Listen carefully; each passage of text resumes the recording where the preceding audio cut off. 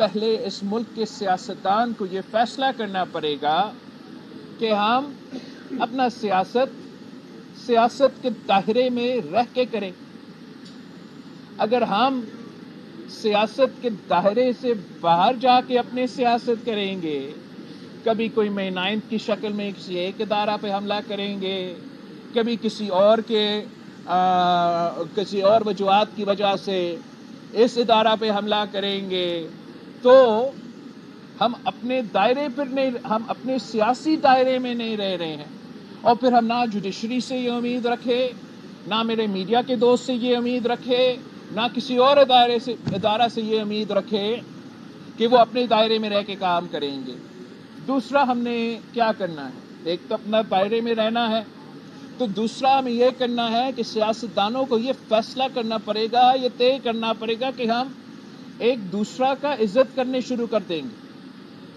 جب تک سیاستدان ایک دوسرے کی عزت نہیں کریں گے، مطلب بیسک مینرز جو کہ آپ کو بچپن پہ سکھایا جاتا ہے، ہم وہاں سے شروع ہوتے ہوئے اس پوائنٹ پہ آ جائے کہ اس ملک کے سیاستدان اختلافات آپس کے رکھتے ہوئے ایک دوسرے کی عزت نہیں کریں گے، تب تک آپ یہ امید نہ رکھیں کہ کوئی اور ادارہ آپ کا عزت کریں گے.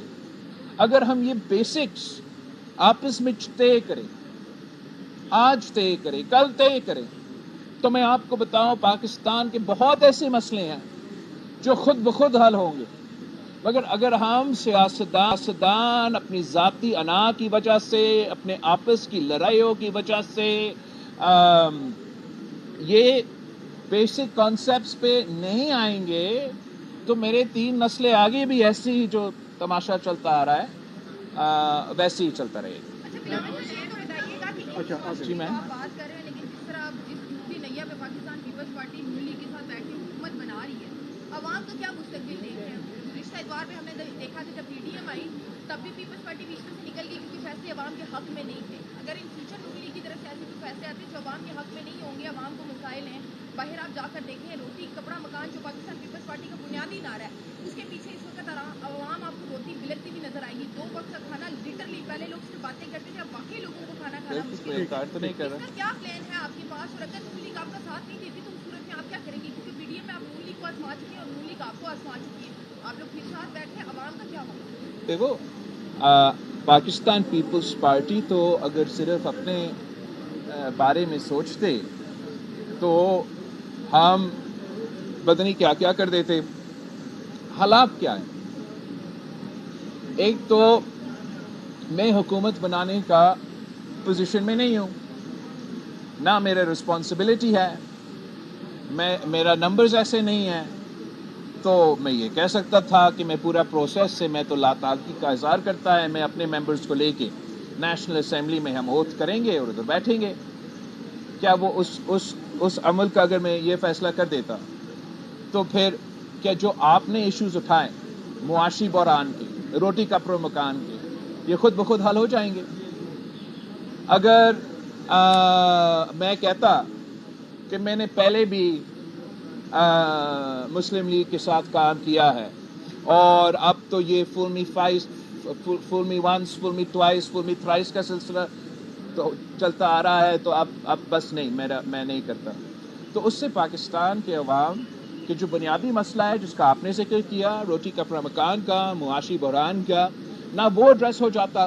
اور جس کیوس اور انسٹیبلٹی آپ کے سامنے نظر آ رہا تھا یہ فیصلہ کرنے سے پہلے کہ ہم ان کو ووٹ دیں گے، اس کی نتیجے میں نہ صرف ہمارا معیشت کو نقصان، ہمارا پولیٹیکل اسٹیبلٹی کو نقصان، ہمارا جمہوری نظام کو نقصان، مگر ہمارا وفاق کو نقصان ہوتا جا رہا. تو پاکستان پیپلز پارٹی نے فیصلہ کیا کیا؟ ہم نے فیصلہ یہ کیا کہ جو ہمارے پاس ووٹ مانگنے آئے ہیں ان کو چلے ہم جا کے ووٹ دیتے ہیں. جو دوسرا سیاسی جماعت ہے سنی اتحاد کونسل، انہوں نے میرا ووٹ مانگا ہی نہیں. اب وہ کیسے اعتراض کر رہے ہیں کہ کسی اور کا حکومت بن رہا ہے؟ خود کوشش نہیں کریں گے تو ان کا حکومت تو نہیں بنتا. ان کا اتنا اعتراض ہی نہیں ہے جتنا وہ سیٹس کلیم کرتے ہیں. تو اکیلا ہر صورت میں فیبری 8 والے، فیبری 9 والے جو بھی ہو، किसी भी सिचुएशन में वो अकेला हुकूमत बनाने के पोजीशन में नहीं थे। इन्होंने खुद ये फैसला किया कि हमसे बात नहीं करेंगे। तो फिर हमारे पास यही ऑप्शन है कि जो बात कर रहे हैं उनको हम मौका दें कि वो पूरी तरीके से अपना पॉलिसी पे अमल दरामद करके ना सिर्फ हमारा मुआशी इश्यूज को मगर दूसरे इश्यूज का कोई हल निकाले।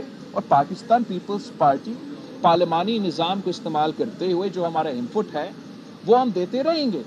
वैसे हम सुन्नी इत्तेहाद काउंसिल के बहुत शुक्रगुजार हैं कि इन्होंने तो मरियम नवाज साहिबा को भी अनअपोज चीफ मिनिस्टर इलेक्ट करवा दिए हैं। इन्होंने चीफ मिनिस्टर मुराद अली शाह साहब को अब तारीख में पहली बार तीसरी दफ़ा जो है वो वज़ीर आज़म बन रहा है, उसका भी वज़ीर आला बन रहा है, तो उसका मुखालफत अभी नहीं की।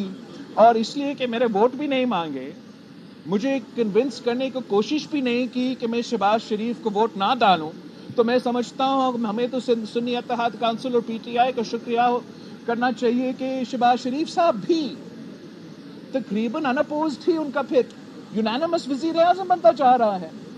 इस सूरत हाल में तो आप भी खुश हो जाए, मैं भी खुश हो जाए, मैं और क्या कहूँ। इसके बाद बताएं कि प्राइम मिनिस्टर के बाद प्रेसिडेंट पाकिस्तान के भी इलेक्शन में, लेकिन जो आरिफ अलवी साहब हैं वो जो पार्लियामान के निज़ाम को रोकने की कोशिशें करते रहे हैं और दहशत अमनी का इजलास लाने के बजाय असम्बली वापस कर दी और